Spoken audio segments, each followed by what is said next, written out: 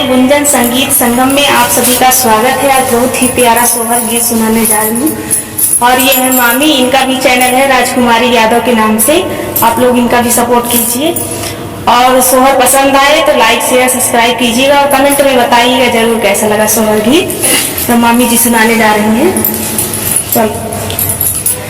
है रामा जी चले मधुबन माया योधिया दुखित भैया योधिया दुखित भाई हो बहनी कटुरे योधिया के लोग तो रामा चले बन का की रामा चले बन का हो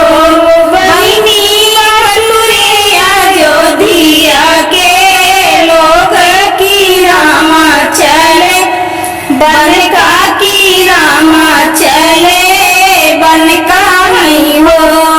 अपनी महालिया कौशल्या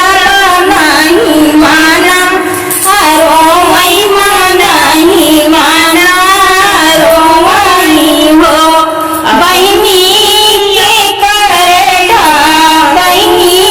के करेगा कहूँ का अल्लाह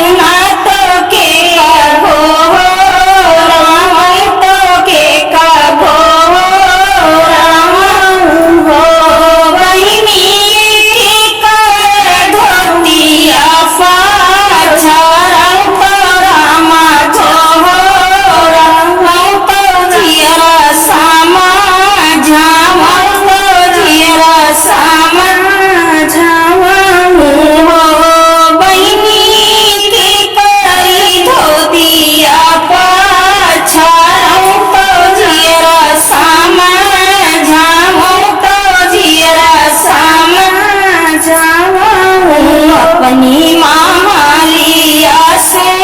मिलता कौशल्या का समझावई कौशल्या का समझावई हो बहनी गढ़ा कौका लेना बुआल गोराई बुआल गोराई हो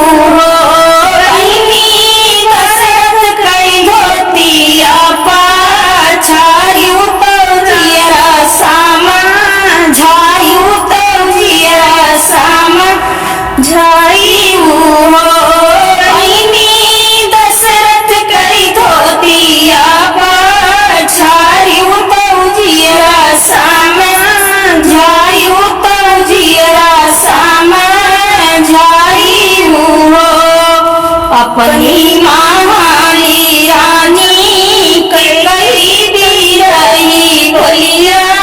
बोलाई बीराई बोलिया बोलाई हो बहनी रामा गाये बन का नींदरिया कैसे लागई नींदरिया कैसे लागई हो जनवा कैसे करिया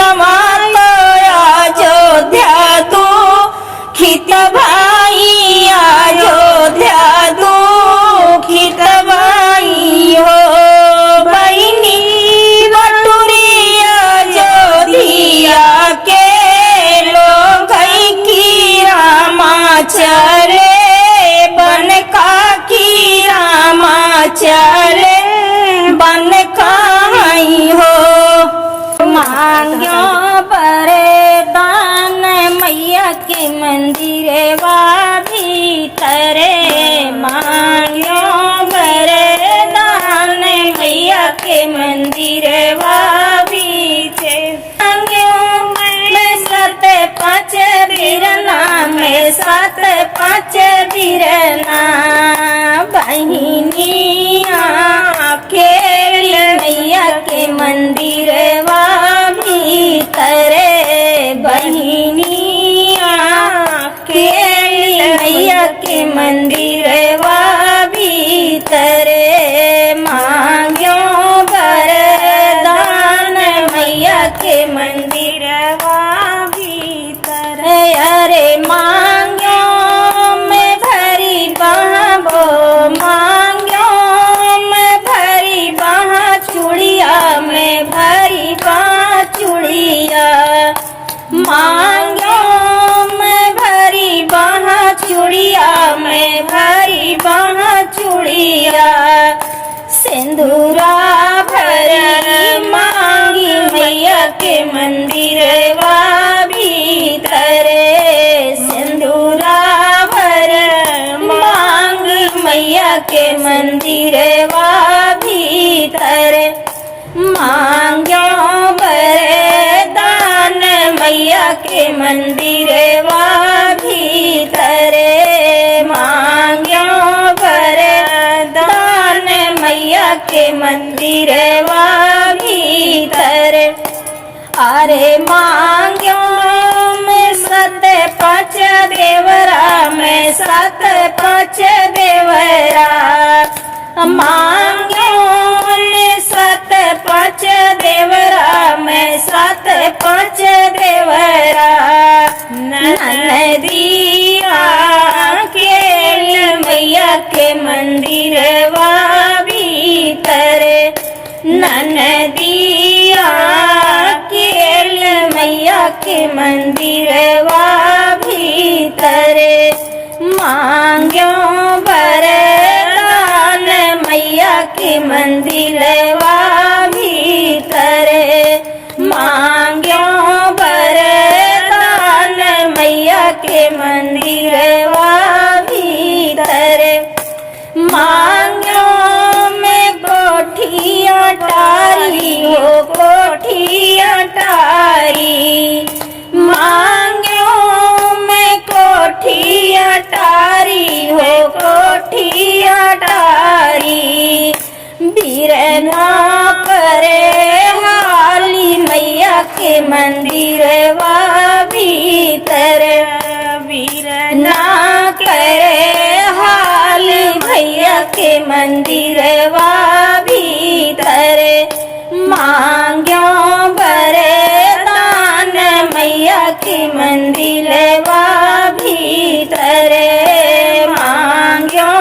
वरदान मैया के मंदिरवा भीतरे